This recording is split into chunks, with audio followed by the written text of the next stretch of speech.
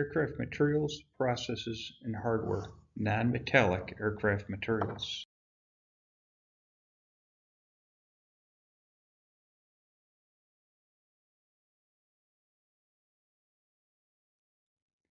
We'll recognize how the aircraft construction material has changed and continues to change. We'll identify non-metallic aircraft materials, wood, plastic, composites, and rubbers. And we'll describe the different types of plastics, composites, and rubbers used today.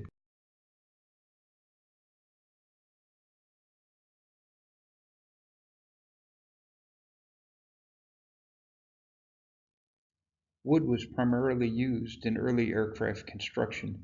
Today, we're solely going to use wood for restoration of older aircraft and then the use in some home-built aircraft.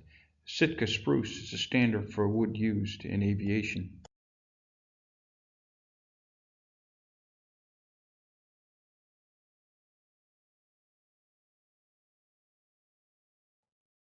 Two major classes of plastic according to their reaction to heat: thermoplastic and thermosetting.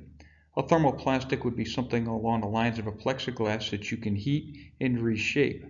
A thermosetting would be like a two-part epoxy that once you add it together, heat sets it and it forms, and then once it's set, you cannot adjust it or bend it or move it without cracking it.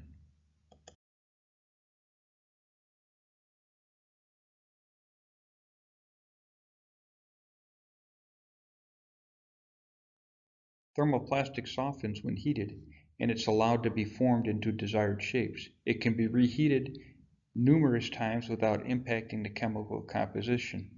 Thermosetting plastic hardens when heated and will not soften again even if heated.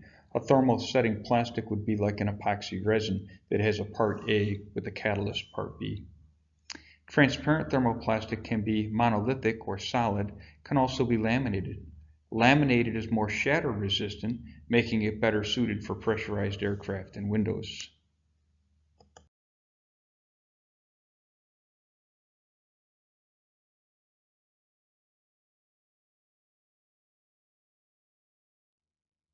Plastics can come in sheets. To protect the sheets from scratching, they're often covered with a pressure-sensitive adhesive paper or plastic. The sheets should be stored 10 degrees from vertical. If you stack them, make sure that we stack them no more than 18 inches high due to the weight on the bottom sheets. We want to store them in a cool, dry place away from solvents and fumes, heat, sunlight, electric motors, things of this nature. If stored in direct sunlight, the adhesive paper may harden and make it difficult to remove. The plastic can be heated up to 250 degrees for no more than 1 minute or rubbed with a rag with alphalectic naphtha, to help remove the paper should it stick on there over time.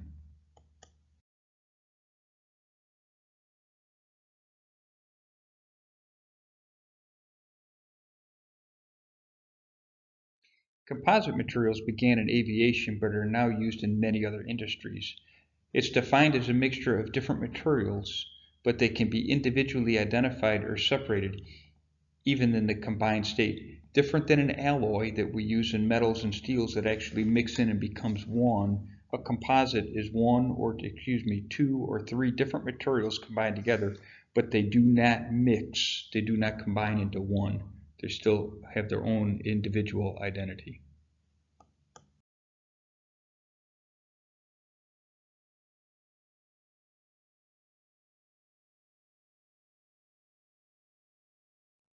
Some advantages to composite material is going to be the high strength to weight ratio, the greater design flexibility, and fiber to fiber transfer stresses allowed by chemical bonding.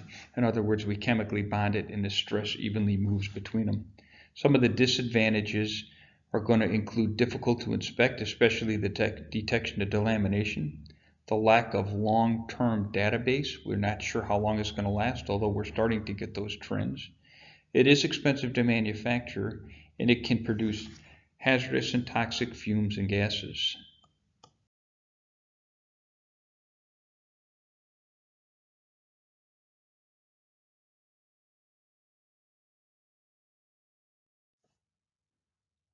Composite safety. Caution should be used because it can be harmful to the skin and the eyes and the lungs. Proper protective equipment is often uncomfortable and hot and difficult to wear, but needs to be worn to protect yourself.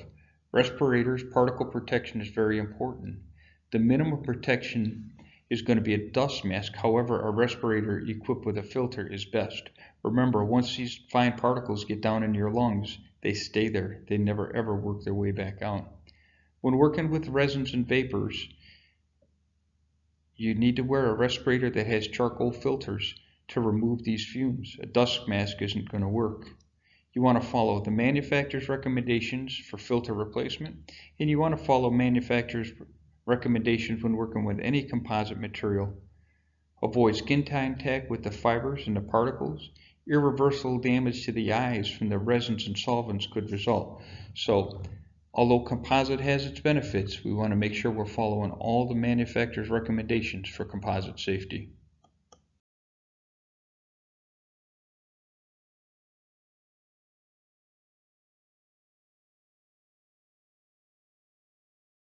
Fiber reinforcement or fiber reinforced materials are used to strengthen your composite materials. They're going to provide most of the strength. Some of the terms you're going to hear tossed around are going to be a particle. That's a cell or a piece of the material. A glass bubble, Q cell, commonly referred to as microballoons. They're hollow spheres. They're equal in all sides. They're used to lighten up the weight, but yet not reduce the strength. A whisker is a piece of material longer than it is wide. It's used in ceramic materials, again, to help strengthen it. Fibers are single filaments, longer and wider and smaller than a human hair. This is woven into the cloth, and again, this is going to provide some additional strength. And then a laminate structure. Laminates are more than one structure that are actually secured or glued together with some type of resin. They can be made with or without an inner core. The core actually does provide additional strength, but again, often not required.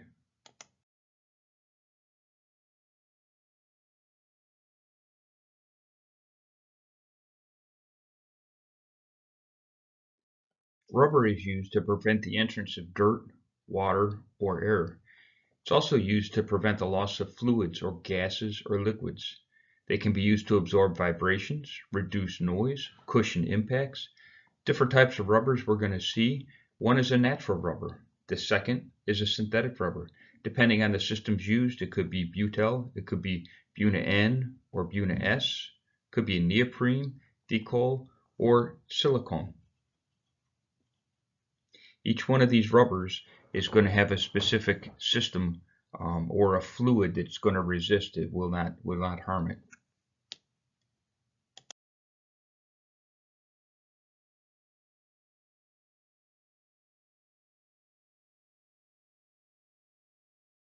In summary, plastics and composite materials lead the non-metallic aircraft materials in addition to rubber. There are two types of plastics: thermoplastic, which we said we could adjust by adding heat. You could melt it, mold it, shape it, and thermosetting. Caution needs to be used when forming thermoplastic.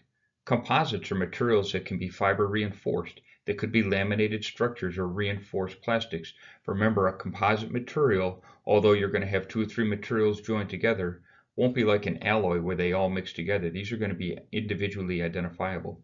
We need to follow proper safety procedures. When working with composite materials, we want to make sure we have the proper PPE because the stuff is dangerous. And there's 2 different types of rubber, natural and synthetic. Some of the examples of the synthetic rubber are going to be butyl, neoprene, and silicone.